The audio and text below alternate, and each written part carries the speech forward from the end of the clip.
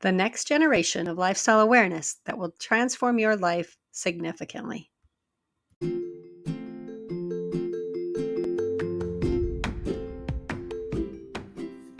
Hi, welcome to Living Wow Out Loud. I'm your host, CallyRae, founder of the Living Wow Center and author of the book, 8 Lessons Lupus Taught Me, From Surviving to Thriving with Autoimmune Diseases. Living Wow is a lifestyle of choice and intention that was born from the truths that, number one, your body is designed to heal if you give it the environment to do so.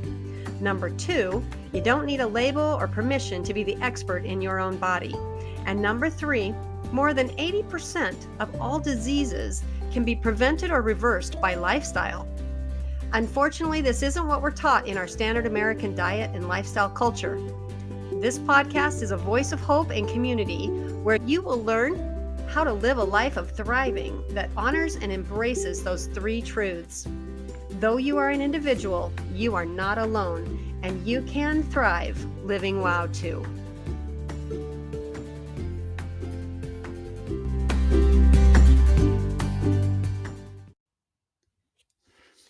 The first place I go to work on improving my health is always my diet.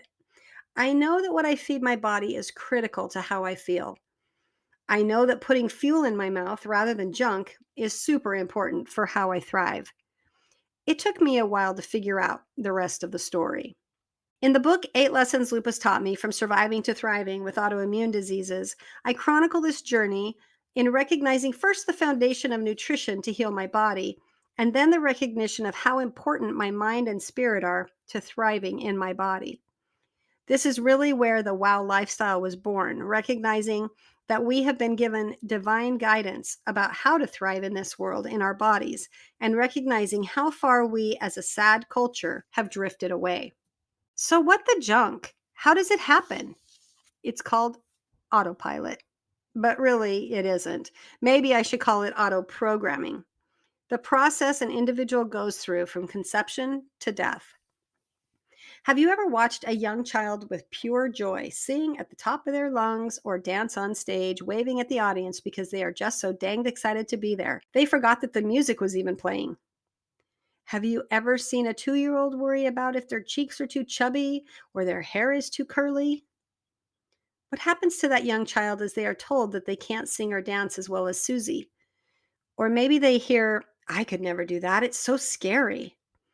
At some point, that 2-year-old turns into a 12-year-old and suddenly is consumed with looking and acting like everyone else and is disgusted at how they look. We've all heard it and we've all done it in our families, in our schools, in our churches, in our communities, and in our cultures. We judge, conform, teach, and limit based on our experiences and beliefs. Everyone is doing it, so we do it too. Human nature.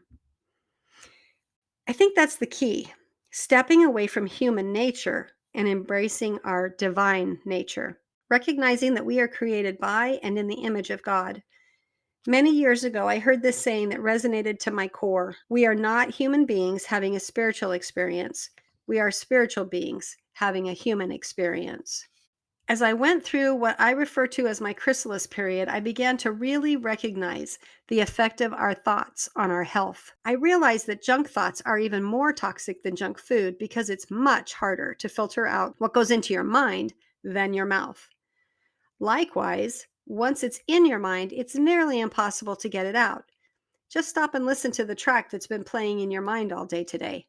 And playing, and playing, and playing. When you wake up with a stiff neck, do you bemoan the pain and focus on how bad it hurts, trying to find a position that is comfortable and taking a pain reliever?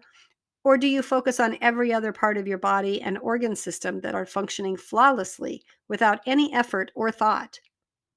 When someone cuts you off in traffic, do you cuss and complain about them, or do you focus on the other 500 drivers that are courteous going on the same route as you today? Are the headlines of the news the one political scandal that was dug up, or stories of hundreds of unsung public servants doing their hero work honorably every day? It takes a bit more effort, but I have found it key to thriving, and I have implemented 3 key behaviors that help me stay mindful of junk thoughts. And I thought they just might help you too on your journey to thriving and living well. Number one is restorative sleep. Number two is minding your environment. And number three is retraining your brain.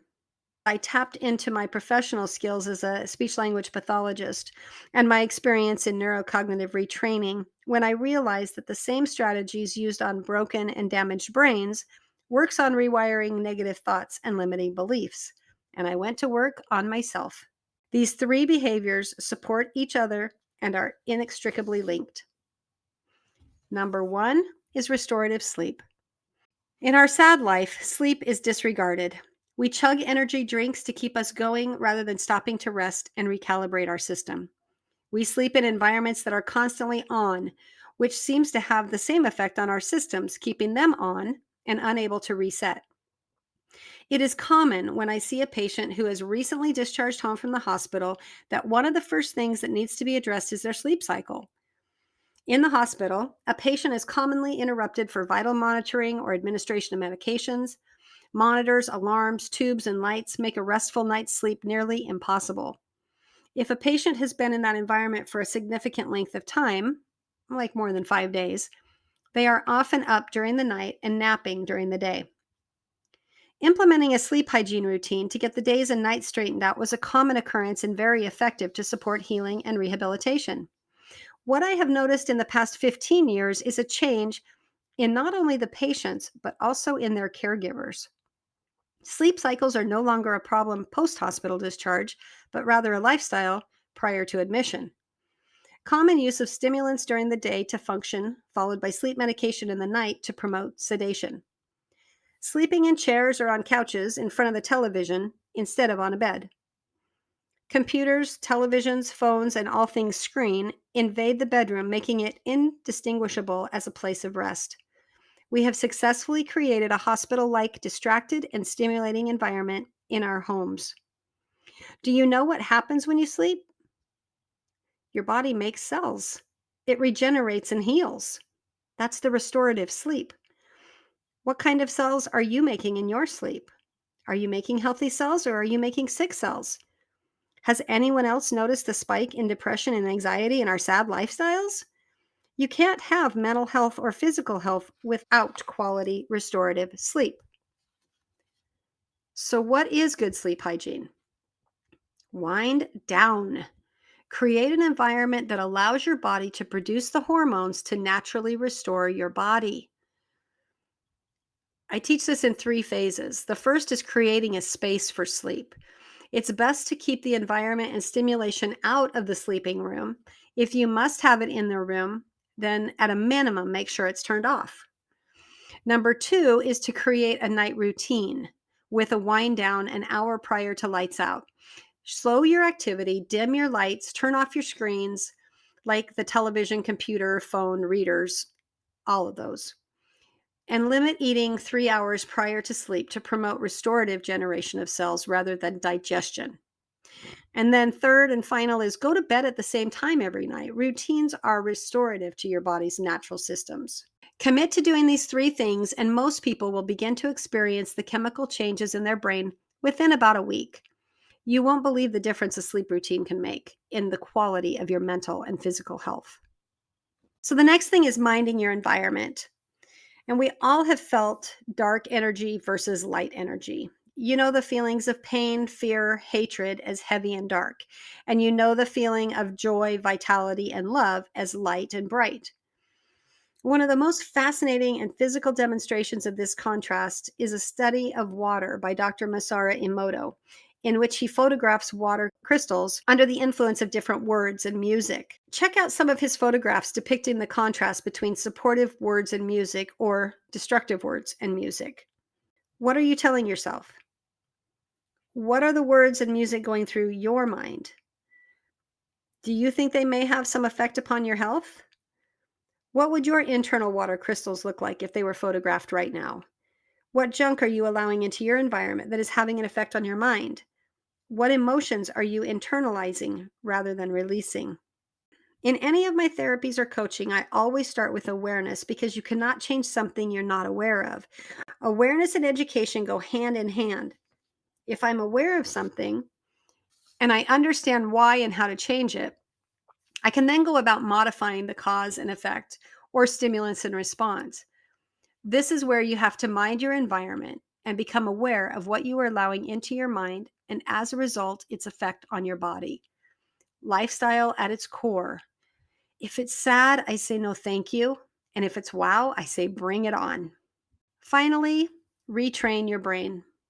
Fortunately, if you are getting good restorative sleep and eliminating junk thoughts in your environment, you will naturally begin to retrain your brain because the restorative chemicals will be balanced and functioning optimally for you to retrain your brain. You will find you recognize junk thoughts more easily and can set a new tape. I have found it necessary to put some anchors in my day to help me set up for success, as this is not only a lifestyle, but for a lifetime.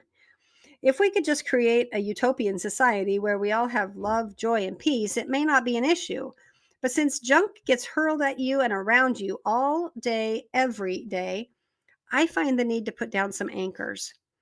I bookend my days with routines that support brain training. In the morning, I have what I call power hour, 20 minutes of meditation and prayer, 20 minutes of study, and 20 minutes of yoga and exercise. Certainly, I have these things scattered throughout my days as needed, but I find that making sure I have an anchor in the morning gets me set for an intentional and productive day that is focused where I need to be rather than where the world takes me. At night, I have what I call review and restore. 30 minutes to review and reflect how and what I did today, and 30 minutes of gratitude and planning for tomorrow, which provides me that wind down. It's not perfect, and I don't get it done every single day, but I definitely get it done most days in some form or fashion. I know that I am much quicker to embrace the positive and repel the negative when I'm holding to these principles.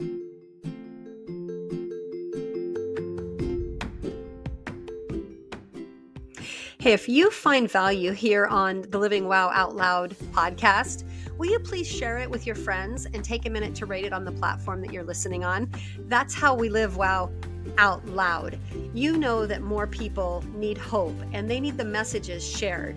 And that's how we get recognized among all the noise. This is where you find your voice. Will you please share and subscribe and rate so that we can grow?